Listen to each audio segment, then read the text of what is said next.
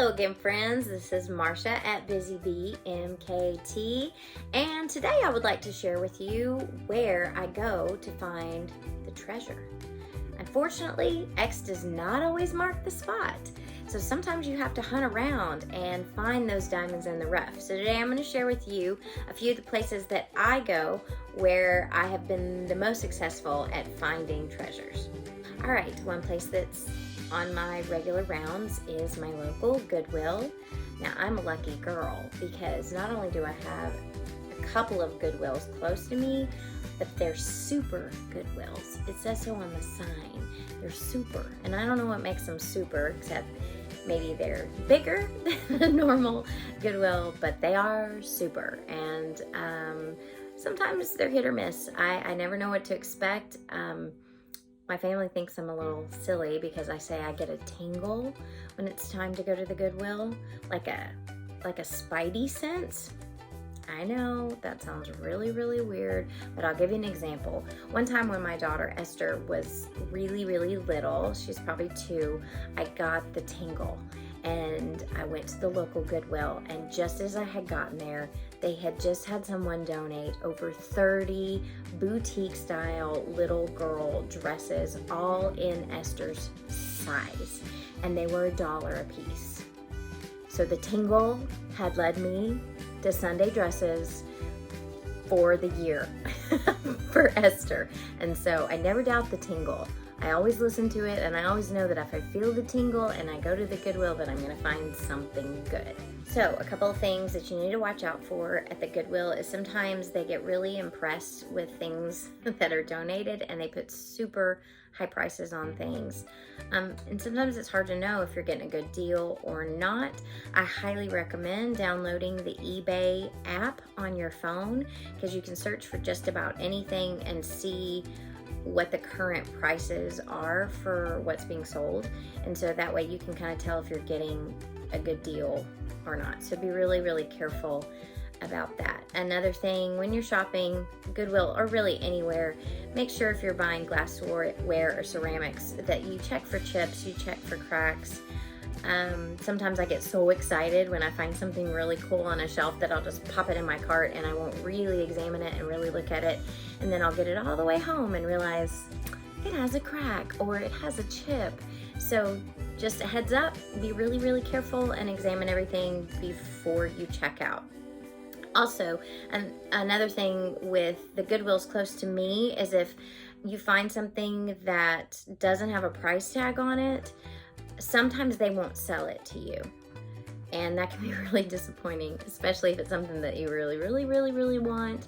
But you just kind of need to check their policy on that. If you find something that's not priced, sometimes the checker will say, how about just a couple of bucks for it or whatever. They'll just make up a price off their head.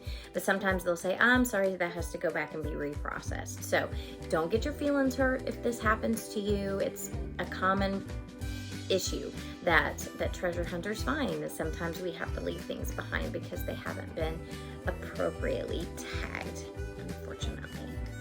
Goodwill's usually good about having bags or newspaper to wrap your breakables in, but if you're buying in bulk, which sometimes I do, one thing I've found that's helpful is keeping an empty box in my car so that things don't rattle around once I've gotten them purchased. So that's just a little tip to maybe keep a container of some kind in your car for your valuables once you get them purchased.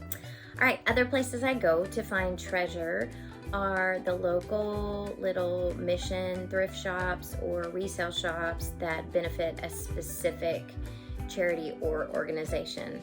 To be honest, I tend to prefer to shop at these kinds of places because I know exactly where my money is going.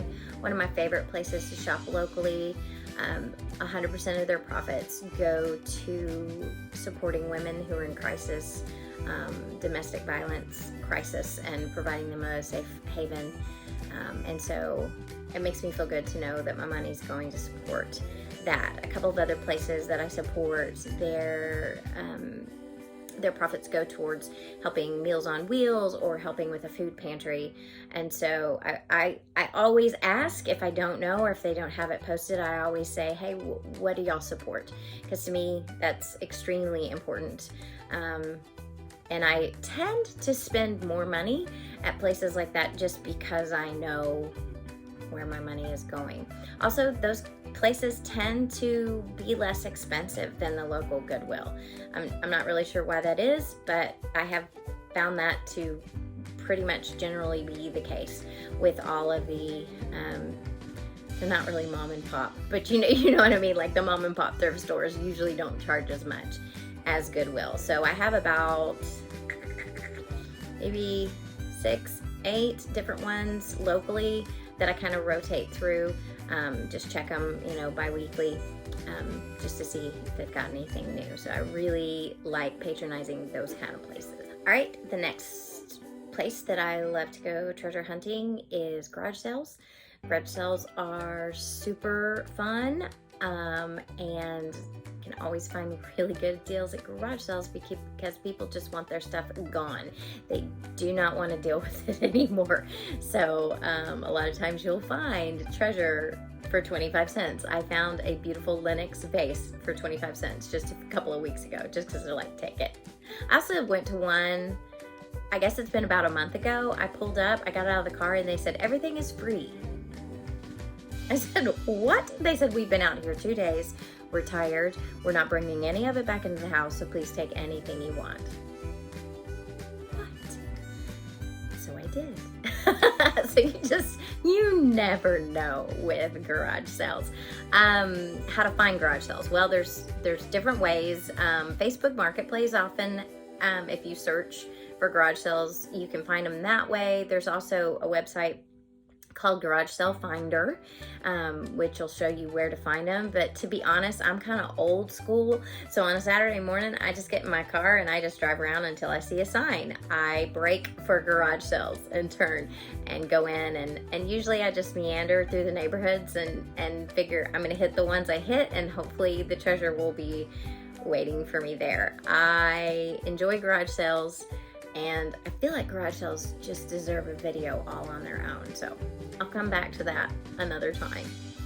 Another place I find treasure is at estate sales. I found this really nifty website, estatesales.net, that tells you when the estate sales are coming, where they're going to be located, and it also usually has a long list of pictures so you can kind of see what's going to be available at the sale. Now, for years I've been sort of ambivalent towards estate sales because I assumed that the prices would be too high, which is not always the case. Usually, if it's like a 3-day sale, if you go the very first day, you are going to be paying like antique store or eBay comp sort of prices for the things that they have. Of course, you're also going to get first pick of the nice things that they have. But if you wait till the second or third day, they generally do discounts. And because again, they're trying to move the stuff because they don't want to pack it all up. So I generally wait till the third day and come in and see what's left, and generally get some pretty good deals.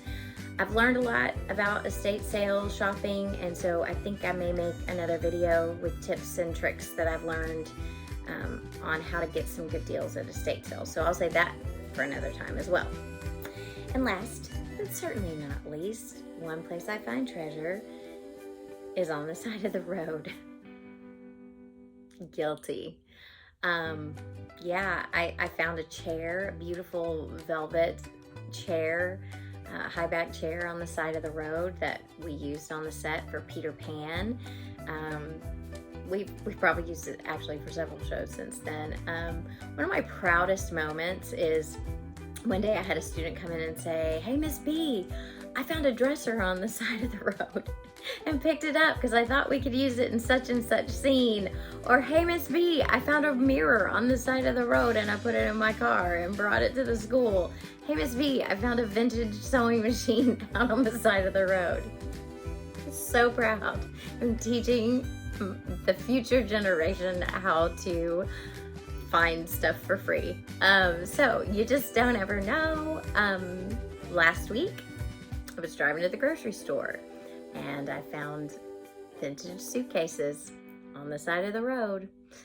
Pulled over my car, put them in the back, and away I went. So just keep your head on a swivel and keep your eyes open, because you never know what you're gonna find. All right, so now you know. Now you know my little honey holes. Now you know where I go to find all the cool stuff that I find. So look around your neighborhood, look around your town, and find your little spots where you can go and discover treasure. And happy hunting. I'll see you next time.